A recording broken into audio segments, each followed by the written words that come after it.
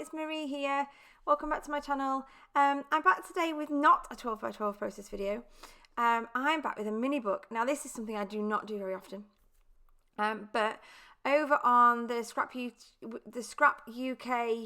YouTubers group that we have on Facebook, basically for anyone in the UK who does scrappy process videos, we're having a little summer hop. So down in the description box below you will see the links to everybody else's channel who's taking part. It's quite a small hop. There's only a few videos in this one this time, but rather than doing a 12 by 12 I decided to do a mini book. Now this is a cut file that I've designed myself. It's a little beach hut with some bunting, and so what I've done is I've turned it into a mini book by creating the other cutouts for the cut file as well, and I'm using, I think it's a pink paisley collection from a while ago that I won. I think I won it a couple of years ago, a national scrapbooking day competition type thing, and I got the stickers and the cardstock and a 6x6 paper pad. Now I do struggle to use 6x6 paper pads on 12 by 12 layouts, but a few weeks ago I made a mini album for my mum to send to her during lockdown, to show her all the things that my son Elliot had gotten up to while we've not been able to see each other. And it's kind of got me really into doing little mini books. So I thought, right, well, rather than buying kind of a pre-made mini book, which is what I did last time, I'll have a go at making my own. And rather than using tags, I decided to use this beach hut shape, which I think just is fab. I absolutely love it. So I've kind of made pages by having an outline of the beach hut, and then backing two pieces of cardstock. Now I wouldn't normally do that, but this particular cardstock is only single-sided, so it wouldn't have worked to have done it and left one side completely white. It would have looked really silly, so I've backed them. So I've got my Cricut to cut those out as well, and the outlines, and then the front and back is a full kind of image of the beach hut itself, one of which is one way around and one is flipped the other way around, so that you get kind of like it looks like, hopefully, like it could possibly be the front and the back of the beach hut, which I'm quite pleased with how it's turned out. So I'm just at the moment backing that final one. I think this is the back, or is this the front? This could be the front. And I've done the bunting in one colour, in the purpley colour, and then I've used that gorgeous kind of greeny, bluey, grey, woody effect paper there to do the main part of the front. And then I've gone with just really bright colours all the way through, pinks and purples and yellows, all from the same collection. I'm trying to remember what it's called, which is a bit useless of me. I can't remember what it's called, but it's one that you can't really get. Is it Summer Lights? I think it might be Summer Lights. I don't think you can get it anymore, but it's really, really pretty. Now, because I have a boy, I don't use many pinks, and when I do, I tend to go overboard. And so recently I've been trying to push myself out of my comfort zone and use more papers that are multicoloured and using more colours together on layouts, because I do tend to go very, very monochromatic.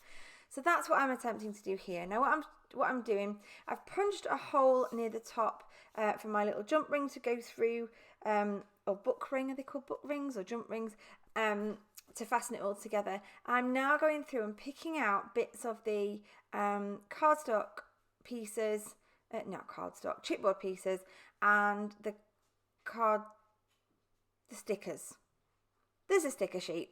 I'm using that as well. So I'm basically going through and picking out the ones that will fit best on each of the pages. Now, I'm not trying to go monochromatic at all, but I am trying to kind of match colours together. So if I've got pinks, putting pinks closer together, and just so it's not completely random, I am trying to pull different bits and pieces together that match, that go really nicely together. So I spend a little bit of time here going through and sticking loads of pieces in, knowing full well that obviously I haven't done the photographs yet. I haven't forgotten that I'm doing photographs. They are going to go on there. But I'm doing this so that I can kind of make sure I can fit some of the larger chipboard pieces on, because I'm just not using them, and they'll look so good in this. But I just need to make sure that I've got the right sort of colours and things, and the right spaces, because what I'm going to do, I've got a little Canon selfie printer, and I'm going to use the shuffle layout on the software that basically fits loads of pictures onto one page, and they come out all different sizes, and I love that kind of effect of lots of different sized pictures. So I've chosen pictures from our summer holiday last year, from one particular day on the beach, and they're all of my son, barring one, which is of me and my son together, and I'm going to put that on the very end on the pinkest page because I'm there on that one. So all I'm doing now basically is using all the different scraps of paper that I've got left over from cutting out the pages for the mini book on my Cricut. I'm just using all of the little scraps to back the photographs, basically to map the photos. So there you can see them all. I just chose a random selection, all different ones. I didn't really plan out what was going to go onto each page. So this is me now planning out which photograph's going to go onto each page. I just chose my favourite ones, pop them on that shuffle layout, and then went with it. So it's a really simple way of doing it. It's the same way that I did my mum's a few weeks ago. And I didn't plan it out. Like, I'll plan it out for a layout. I'll choose the specific photograph and the specific papers to go with it. But this, I just knew I wanted it to be summer themed, because that's the theme of our YouTube hop today, is summer. And so yeah, I just went with it, and embraced all the bright colours and all the kind of multicoloredness of it as well.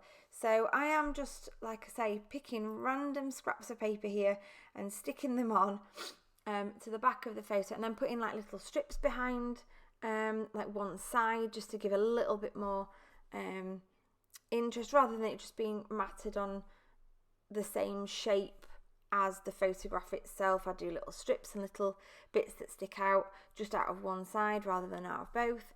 And it's a really good way of using up those scraps, because it doesn't necessarily matter that the whole of the back isn't covered. So yeah, that's what I get up to at this point. Now, this does take me a while. I do all the photographs and keep kind of going backwards and forwards and trying to match them together, and deciding where the big ones will look best, deciding where the smaller ones will look best. Now, normally I would use a paper trimmer to cut round photographs, but these are so fiddly and tiny that really the best way to do it for me, the best way I find, is to use just a pair of scissors to go around them, because I just find it much easier to do it in that way for me. So yeah, playing again around with the layout of the photographs, choosing which ones are going to go best together, and trying to match in those papers. I've managed to use a good amount of this 6x6 stack. I'm also trying to get to grips with my ATG gun. I bought it a couple of years ago when I broke my wrist. As many of you probably know, I had a bit of an ice skating accident, and crafting kind of kept me sane while I was stuck at home and unable to do anything. And I couldn't scrap for long periods of time. But I was able to kind of stop and start and do bits and pieces. But one thing I couldn't do, because my wrist was broken, was tear double-sided sticky tape. So I bought the advanced tape gun, but I've never got to grips with it. I just can't use it very well. I think I must be doing something wrong. I never get the tape in the right place, and it always ends up in a big blob. So I'm obviously doing something not quite right. Excuse a little hand in the picture there. My son found something in the garden and decided to come and show me. You may see some raspberries or some strawberries come in the other side shortly as well, when he came to offer me some that he'd picked in the garden.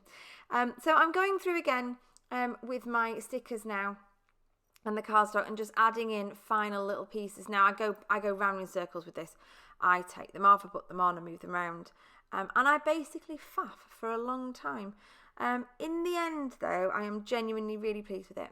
And here is a slowed down little look through. So there's the front cover with the ocean calling on it, and then we've got Beach Please with that lovely car, and 3 photographs. Less work, more summer. A little surfboard in there. Got a sun hat on this yellow one, and some flip-flops because he's laid out on the beach on that particular one. Keep it chill with the brolly. I like that one.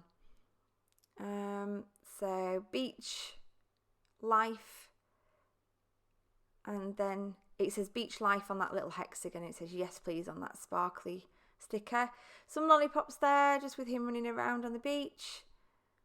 Summer and some shades on the stripy one. And then the last couple of ones with ice creams on with me and my son, and then that back page. I love how these turned out. So here comes some more close-ups of each of the pages.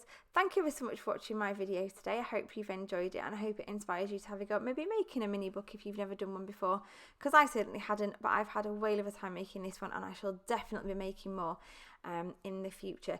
Please be sure to pop down below and have a look in the description box and find the links to everybody else's videos in this hop, and I will see you next time. Thanks for watching.